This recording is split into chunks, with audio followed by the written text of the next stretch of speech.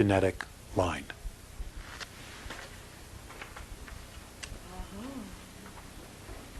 Okay? That's an amazing thing. That is an amazing thing. Okay? So, now let's talk about the Lyrans, and then we'll talk about humans some more. Okay? We'll talk about the Lyrans. Their skin color is amber, blue, and or red.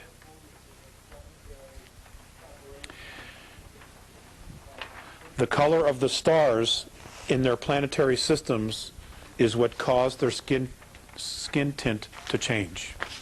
Okay, depending upon the frequency and the UV ultraviolet scale of their stars. Okay?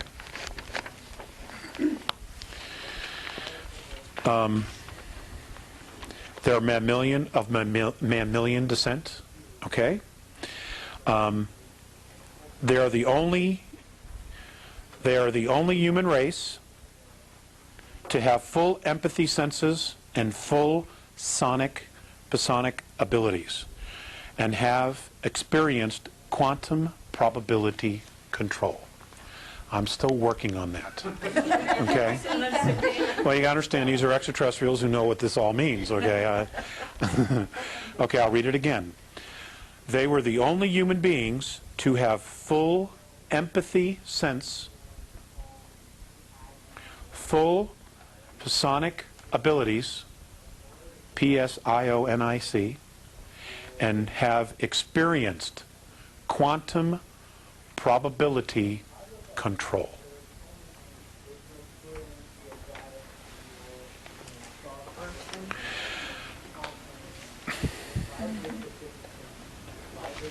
Okay.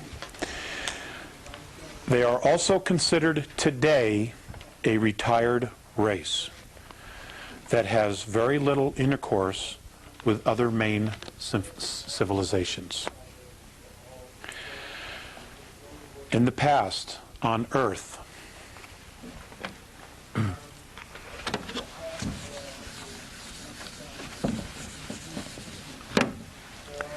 they were known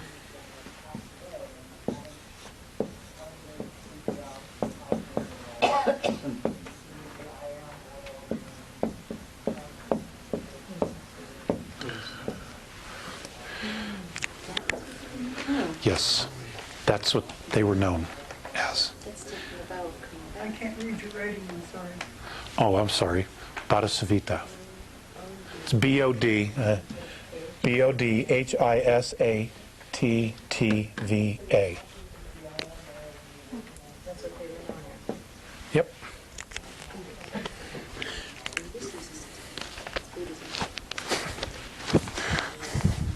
Ta-da! Lights go off. That's great. You know, that's great. Okay.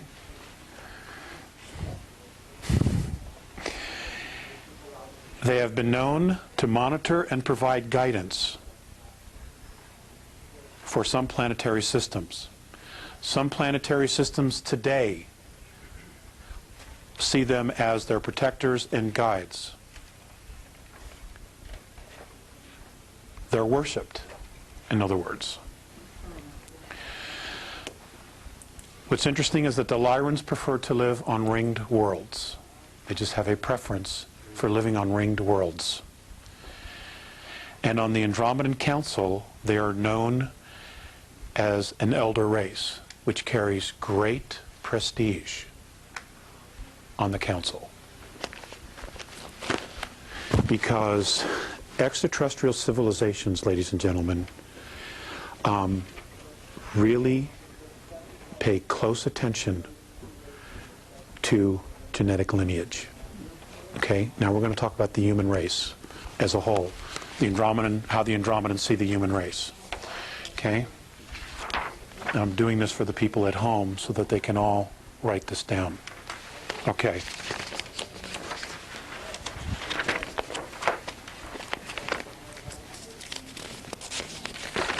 Some of this will be a little bit familiar because I've touched on it, but we're going to talk about it again. The human race is unusual in having all of its member races derive from one genetic line. This accounts for the remarkable casual interactions of the great human civilizations. But for better or for worse, human galactic civilizations, even if they compose a single clan, have diverse evolutionary histories. Okay? Each culture is very different in the way that they've evolved. Okay? Not as a species, but as a culture. Okay? I want to be specific to that. And misunderstandings and conflicts have occurred. Traditions exist to minimize the likelihood of misunderstandings and to lessen the negative consequences of any miscommunications that might occur. So they put in place, they were sentient enough to know that they needed to put things in place to try to minimize human versus human war. Okay? Well, not on this planet. No, it didn't. You know, and I think they're still working on it. Okay? In addition, the behavior of individuals does reflect on the species and the clan. Okay, now this is an Andromedan race, an Andromedan human race, sharing this with us. Okay? That individuals, the actions of individuals of those races, does reflect on the entire clan. Okay? None are faulted for polite or proper behavior. Informality is always at risk of being misconstrued or miscommunicated. The traditions of human interaction were developed by the ancestors over the ages. When an elder race insists that a new civilization observe traditions, okay, an example, the Andromedans come down, they introduce themselves, they say, okay boys, it's time to go to the show. Okay? It's time to go to the show. What happens is, in the show being the Andromedan Council, we are being asked to be invited to the Andromedan Council. What they will do is they will teach us the tradition, the proper way of introducing yourself, of acting before all these other civilizations. Because you will be misinterpreted if you walk in, hey, old man, what's happening? You know, it'd be completely misunderstood. Okay?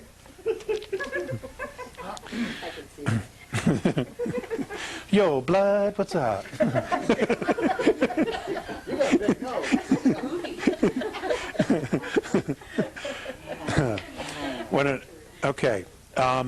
That a young civilization observe traditions. It helps the young races build a culture that will function well in galactic civilization, as well as help guarantee that this young race will become a virtuous and productive member of the galactic commonwealth. That's exactly Mornay's verbiage. I took it word for word. The galactic commonwealth. Okay? It is important that all humans be as polite as possible. This helps both the young and the old cultures, because many old are socio-biologically dependent on ritual. They have become so conditioned that this is just the way you do it. And their civilizations, their traditions are so deeply embedded that they're not going to change. Okay? We have that same situation here on our planet. We do. And can be psychologically disturbed by informal and rude behavior. That's what he says. If the occasion calls for it, apologize, and then speak only when spoken to. Never touch a fellow elder race person unless you are specifically asked to. Now, that leads me to something that I was taught, which I did when I was brought on board, and I met other races. And this is what the Andromedans do when they meet another race, okay? And I was taught to teach this to everyone here, which I've done, so I'm going to do it again. When you have a contact and you're standing before an extraterrestrial or extraterrestrials,